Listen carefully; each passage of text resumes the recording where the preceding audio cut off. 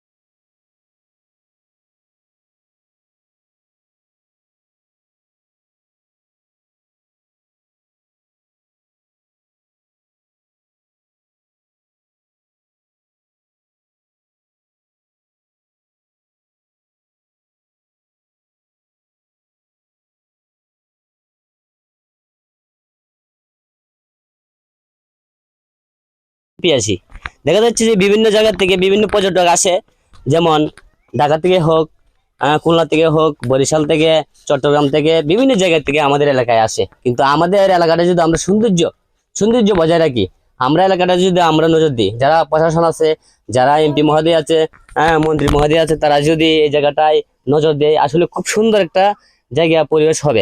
সবাই টুরিস্টরা এখানে ঘুরতে আসবে।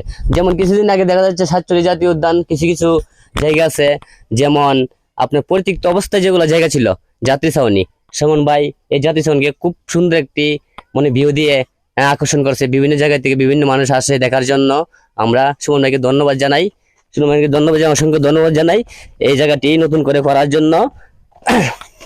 এখানে দেখতে পাচ্ছেন খুব সুন্দর একটা ভিউ। ওই যে আপনার এখানে খুব সুন্দর, এখানে একটা নৌকারও ব্যবস্থা আছে।